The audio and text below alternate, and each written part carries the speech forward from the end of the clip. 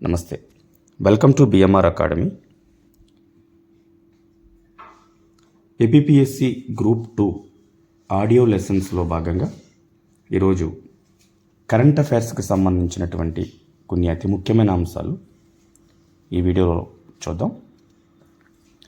దేశంలోనే అత్యంత ఎత్తైన అంబేద్కర్ విగ్రహాన్ని హైదరాబాదులో ఆవిష్కరించారు. దేశంలోనే అతి ఎత్తైన అంబేద్కర్ విగ్రహం, ప్రపంచంలోనే అతిపెద్ద విగ్రహం statue of unity Sardar Vallabhbhai Patel విగ్రహం, ఇది గుజరాత్లో ఉంది. భారతదేశంలో అతి ఎత్తైన అంబేద్కర్ విగ్రహం హైదరాబాద్లో ఉంది. ఈ విగ్రహాన్ని 125 అడుగుల భారీ కాంస్య విగ్రహాన్ని తెలంగాణ రాష్ట్రం ప్రభుత్వం హైదరాబాద్లో ఏర్పాటు చేసింది. హుస్సేన్ సాగర్ తీరంలో దీన్ని నిర్మించారు. ఇది భారతదేశ పార్లమెంట్ ఆకారాన్ని పోలి ఉంది. 50 అడుగుల పీఠంపై 125 అడుగుల అంబేద్కర్ విగ్రహాన్ని 146.5 కోట్లతో 11.8 ఎకరాల స్థలంలో దీన్ని ఏర్పాటు చేశారు. ఈ విగ్రహం బరువు 465 టన్నులు. దీనికి ఉపయోగించిన కాంస్యం 112 టన్నులు. ఈ విగ్రహాన్ని రూపొందించిన రూపశిల్పి రామ్ వామ్జీ సుతార్. ఈయన వయసు 98 ఏళ్ళు, మహారాష్ట్రకు చెందినటువంటి వ్యక్తి. భారతదేశంలో తయారవుతున్నటువంటి పెద్ద విగ్రహాలన్నీ కూడా ఈయన చేత చెక్కబడినవే.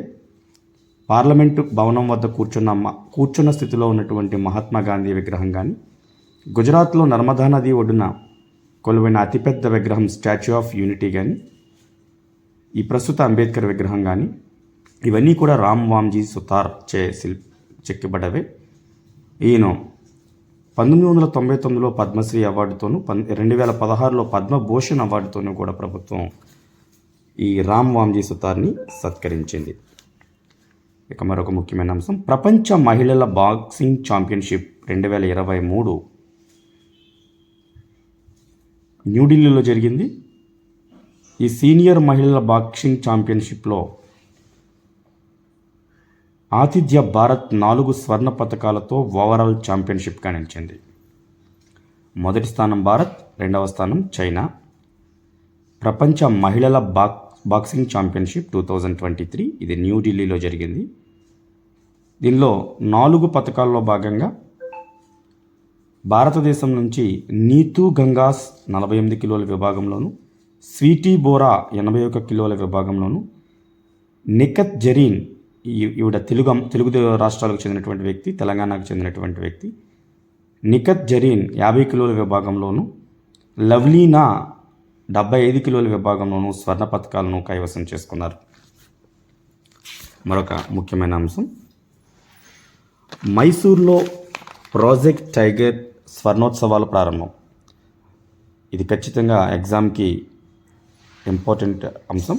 కర్ణాటకలో మైసూర్లో ప్రాజెక్ట్ టైగర్ స్వర్ణోత్సవాల్లో భాగంగా ప్రధాని నరేంద్ర మోడీ ఈ ప్రాజెక్ట్ టైగర్ని ప్రారంభించారు. దీని సందర్భంగా బందీపూర్ టైగర్ రిజర్వర్ని నరేంద్ర మోడీ సందర్శించారు. ప్రాజెక్ట్ టైగర్ ప్రారంభించి 50 ఏళ్ళు పూర్తయిన సందర్భంగా 1973లో ప్రాజెక్ట్ టైగర్ని ప్రారంభించారు. ప్రస్తుతం 50 సంవత్సరాలు పూర్తి చేసుకున్న సందర్భంగా కర్ణాటకలోని బందీపూర్ టైగర్ రిజర్వ్ను ప్రధాని నరేంద్ర మోడీ సందర్శించారు. పశ్చిమ కనుమల్లో ఉన్న ఈ అభయారణ్యంలో ఓపెన్ టాప్ జీప్లో సుమారు 20 కిలోమీటర్ల దూరం సఫారీ చేశారు.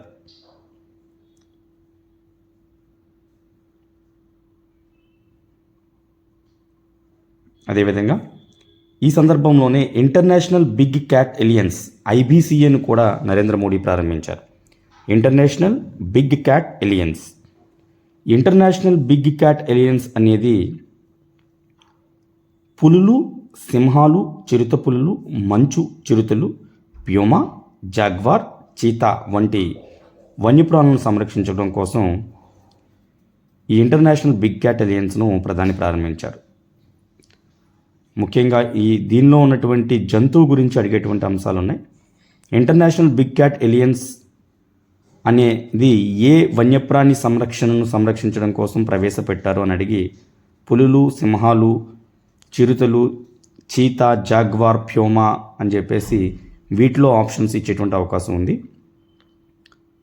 దేశంలో 2022 నాటికి 3167 పులులు ఉన్నట్టుగా పులులు సంరక్షణ ప్రాధికార సంస్థ NTCA రూపొందించిన నివేదికను కూడా ఈ సందర్భంగా విడుదల చేశారు. స్టేటస్ ఆఫ్ టైగర్స్ 2022 పేరుతో దీన్ని విడుదల చేశారు. ఇది కూడా అతి ముఖ్యమైన అంశం. దేశంలో 2022 నాటికి 3167 పులులు ఉన్నాయి.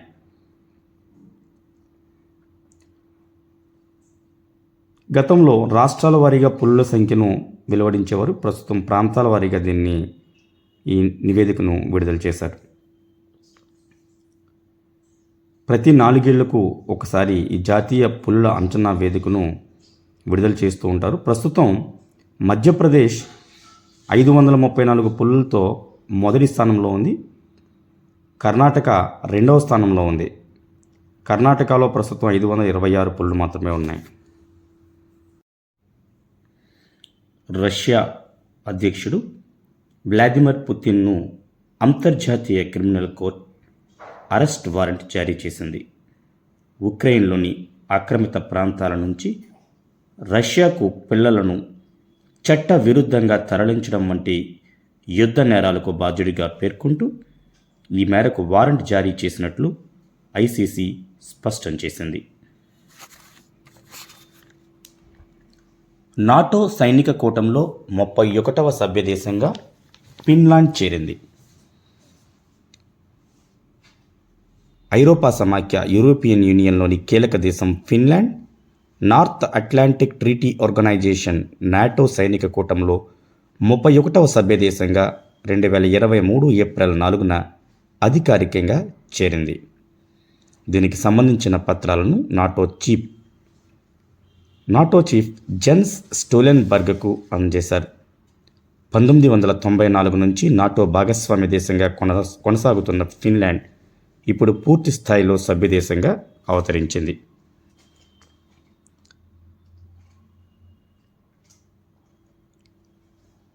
NATO North Atlantic Treaty Organisation 1949 April 4న ఏర్పాటు చేయబడింది. అప్పట్లో 12 దేశాలతో నాటో ఏర్పడగా ప్రస్తుతం 31 దేశాలు నాటో కూటమిలో ఉన్నాయి.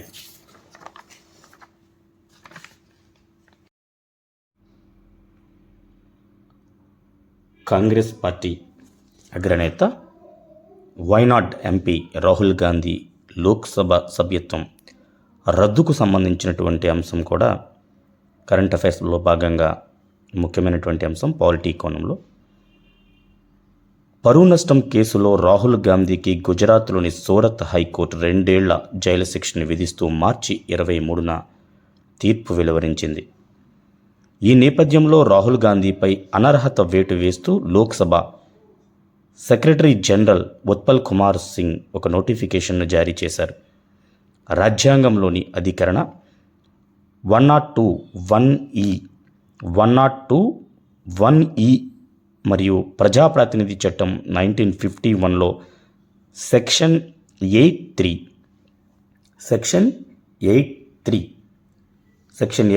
ఏం చెబుతుంది అంటే, ఏదైనా కేసులో 2 ఏళ్ళు అంతకు మించి శిక్ష పడిన చట్టసభ సభ్యులు అనర్హతకు గురవుతారు.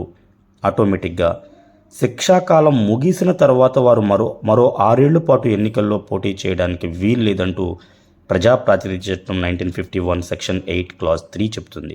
సో దీని ప్రకారం రాహుల్ గాంధీ ఆటోమేటిక్గా అనర్హతకు గురయ్యారు. రాహుల్ గాంధీపై అనర్హతకు సంబంధించిన నేపథ్యాన్ని మనం గమనిస్తే 2019 లోక్సభ ఎన్నికల ప్రచారం సందర్భంగా ఒక ర్యాలీలో పాల్గొన్నటువంటి రాహుల్ గాంధీ ప్రధాని నరేంద్ర మోడీ ఇంటి పేరును ప్రస్తావిస్తూ నీరవ్ మోదీ, లలిత్ మోదీలు లాంటి వాళ్ళు అక్రమాలకు పాల్పడి విదేశాలకు పరారయ్యారని, దొంగల అందరి ఇంటి పేరు మోడీ అని ఎందుకుంటుంది అంటూ వ్యంగ్య వ్యాఖ్యలు చేశారు.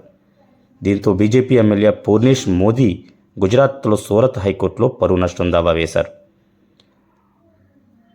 అయితే ఈ కోర్టు తీర్పుకు సంబంధించి రాహుల్ గాంధీ సుప్రీంకోర్టులో సవాల్ చేశారు. సుప్రీంకోర్టు రాహుల్ గాంధీకి విధించినటువంటి శిక్షను సంబంధించి స్టే ఆర్డర్ అనేది ఇవ్వడం జరిగింది.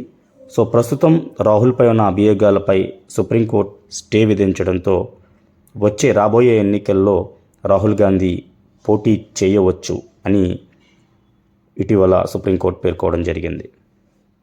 గతంలో కూడా చాలామంది ఇందిరాగాంధీపై కానీ లలూ ప్రసాద్ యాదవ్, జయలలిత ఇలాంటి వ్యక్తులపై ఈ విధమైనటువంటి అనర్హత గురి కావడం అనేటువంటిది జరిగింది. ఇవి కరెంట్ అఫైర్స్కు సంబంధించినటువంటి కొన్ని ముఖ్యమైన అంశాలు. మరొక వీడియోలో ఆడియో లెసన్స్లో భాగంగా కరెంట్ అఫైర్స్ గురించి మరియు ఇండియన్ హిస్టరీ, జాగ్రఫీ లాంటి అంశాల గురించి మనం వివరించుకుందాం. చూస్తూనే ఉండండి BMR అకాడమీ. మీ బొజ్జ మంగారావు.